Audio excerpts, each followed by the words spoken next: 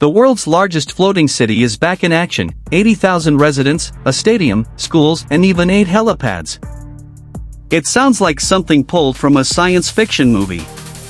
A vessel about 1 mile long, 800 feet wide, and 30 decks tall could one day carry up to 80,000 people across the world, with homes, schools, a hospital, shops, parks, and entertainment spaces all packed into one floating city.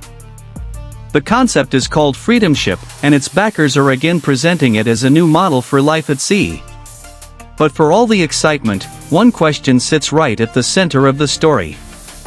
Can a floating city this huge really be called sustainable, or is it simply a bigger version of the cruise industry's environmental challenge? A city designed to move. Freedom Ship is not being described as a traditional cruise ship. The project's official vision presents it as a permanently mobile city at sea built for long-term residents, with homes, workplaces, schools, healthcare, commerce, and public spaces integrated into one moving platform. According to the official project statement, the vessel would exceed 2 million gross tons and would be roughly 1 mile long, 800 feet wide, and 30 stories tall. The earlier cost estimate of £12 billion works out to about $16.1 billion at current exchange rates. What life on board could look like. The proposal imagines daily life as if a small city had been lifted from land and placed on the ocean.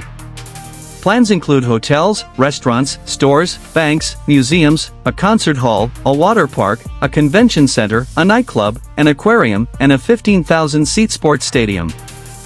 Children would be able to study from primary school through college-level programs, while medical services and research facilities would also be part of the design. In practical terms, that means residents would not just be vacationing at sea. They would be working, learning, shopping, and living there. Because of its size, Freedom Ship would not operate like a normal cruise ship pulling into every port. The proposal describes supplies, visitors, and passengers moving by ferries, visiting vessels, and aircraft, while the ship travels at around 7 knots, or just over 8 miles per hour, and circles the globe roughly every 2 years. The environmental test.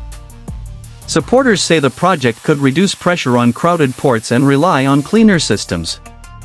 The official statement points to advanced hybrid propulsion, energy recovery, and water and waste management processes, while earlier descriptions have linked the idea to nuclear power and even ocean cleanup. That is where the green promise gets complicated.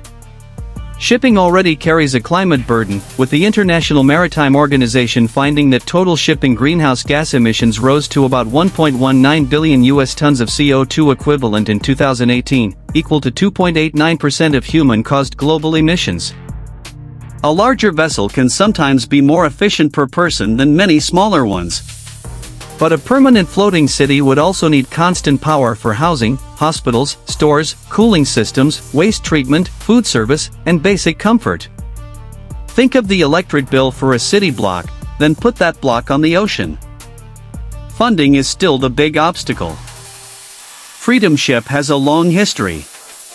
The idea was first developed in the 1990s by American engineer Norman Nixon, who died in 2012, and it has been revived and shelved several times since then.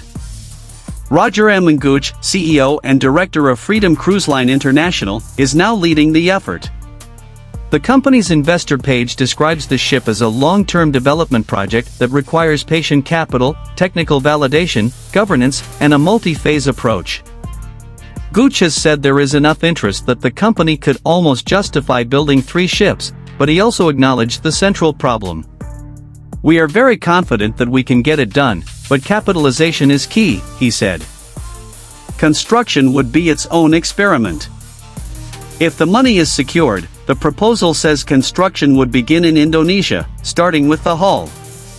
The structure would be built in sections before being assembled at sea, with the full process expected to take 3 to 4 years. Some residents could reportedly move in before the vessel is fully finished. That detail alone shows how unusual the project would be, since construction, maintenance, real estate, transportation, and public services would all overlap on the same moving platform. And that raises another issue. A city at sea does not escape environmental responsibility just because it floats beyond the coastline. Offshore life brings offshore questions. Keeping a massive vessel offshore might reduce congestion in smaller ports, but it would also create a constant need for ferries, aircraft, supply boats, fuel systems, food deliveries, and waste handling. Those movements bring traffic, noise, exhaust fumes, and operational risks. There are also regulatory questions. The idea that medical research, business activity, or waste systems could operate offshore beyond certain land-based restrictions may sound attractive to investors, but it also demands clear oversight. The ocean is not empty real estate. Why the idea keeps returning? Floating architecture is gaining attention as coastal cities face rising seas, population pressure, and climate adaptation challenges. Freedom Ship's chief design architect, Kevin Scopfer, has worked for years on floating architecture and maritime urban design concepts connected to sea level rise and dense urban growth. Still, Freedom Ship is not a proven climate solution yet. For the most part, it remains a massive private infrastructure proposal with ambitious renderings, big numbers, and unanswered environmental math. At the end of the day, the project will not be judged only by its stadium, schools, or ocean views. It will be judged by whether its energy use, emissions, waste systems, financing, and legal structure can stand up to public scrutiny.